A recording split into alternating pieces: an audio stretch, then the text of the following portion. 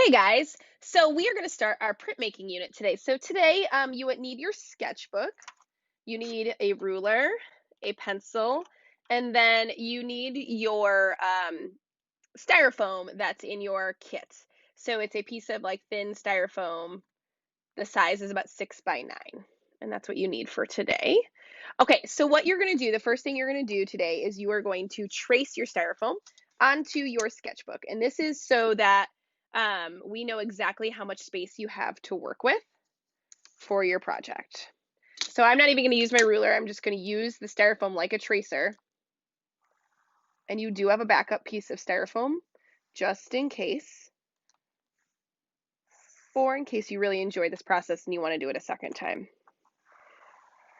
All right, so I traced around all of my edges. I'm going to adjust our brightness so you guys can see a little better. Okay, that looks a little better. So we have traced our styrofoam on here, and what we're going to do next is design. So you're going to use your sketchbook today. You actually will not even need your styrofoam for today. You are just going to use your sketchbook as your design work. And if you want to use drawing paper, you can, but I like to have it in my sketchbook just so it's all in one place. And just in case I want to do another piece and do a different design and choose from there, I have quick access through the sketchbook. Okay, so we're going to do a geometry based design. So totally abstract. We're not trying to actually draw something like a house or a person or things like that. We've done lots of detail work so far in class, so we're going to take it to a little bit more geometric. So things you might want to use are a ruler. I grabbed a like kids cup from downstairs, and I also grabbed a marker. So the marker purpose was to use like the cap as a tracer for like a small circle, and the cup would give me a couple different size circles, one using, this way and one going this way if I traced.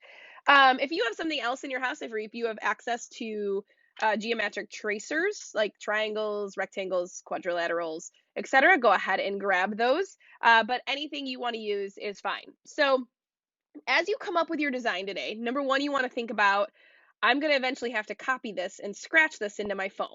So anything that's super, super detailed is going to get really clunky and messy. And anything that is too simple and plain is just not going to really fulfill the requirements or look very cool when you're done. Okay, so finding that balance of too much detail and not enough is going to be important here. All right, so I'm going to start, I like diagonal lines. So I think, and you can choose to switch your notebook this way. Your print can go anyways, and if it's abstract, you technically could print it whichever way and it should still work. So I'm going to use diagonal lines, and I'll go horizontal today so it fits nicer on the camera. And for once, I'm going to tell you, you can push as hard as you want with your pencil. However, if you do go to erase it, you're still going to see it later, but it won't matter as far as your styrofoam gets. And I'm going to try to make some parallel diagonal lines with my pencil. And again, I want you to come up with your own design, so I'm just showing you an idea. It doesn't mean that you have to use a straight edge for everything either. You could freehand some curves on here as well to bring in some more organic shapes. That's totally fine as well, but what we don't want is like jagged lines or rough edges or things like that. Let's see. So I've got some diagonals. I think I'm going to add one more. Notice that my lines aren't super close together. When you carve into the styrofoam, you have to be careful. If lines or details are too close together, it gets really tricky in carving into the styrofoam. So you do need to keep a little bit of space from everything based on whatever you're trying to do.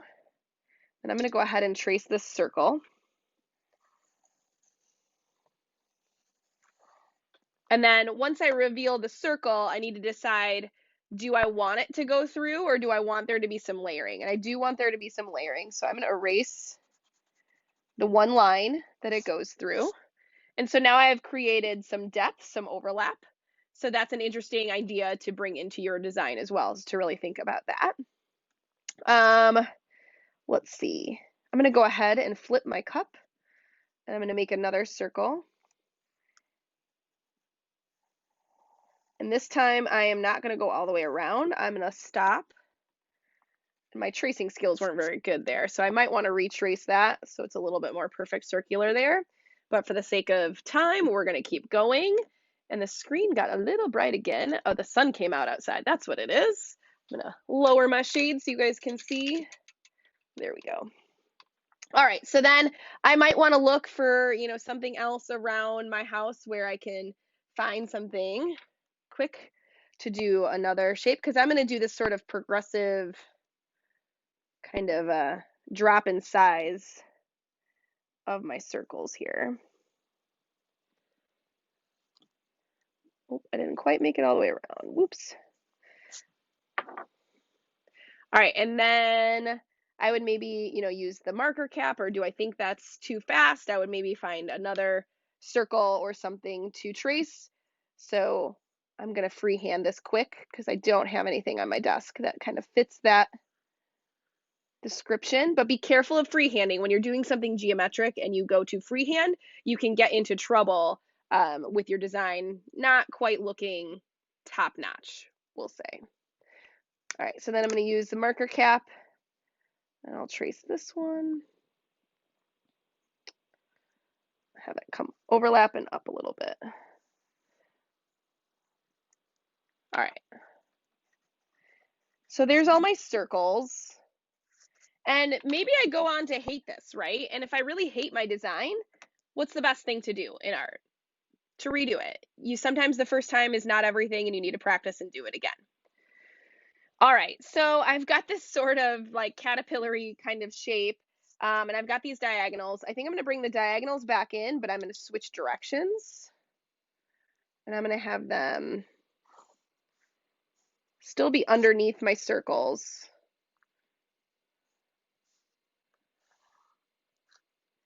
But further out.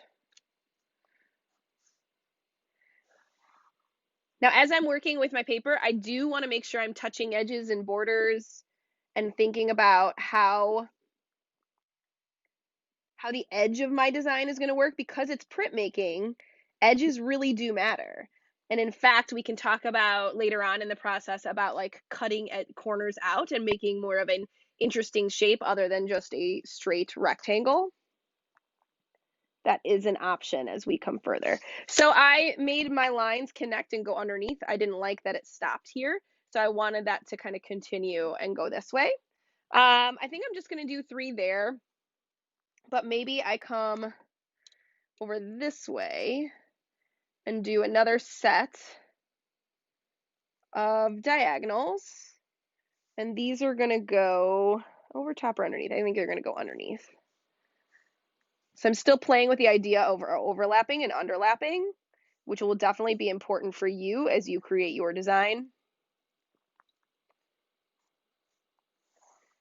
And as you're working with your ruler, really think about holding it nice and still and tight so that you can get nice clean lines as you go. And remember that you can, you can play with triangles, you can play with rectangles using your ruler or any sort of tracing item that you have in your house. So I've got these circles here, right? But I don't really like that they all sit on top. So I kind of feel like maybe I need to erase over here.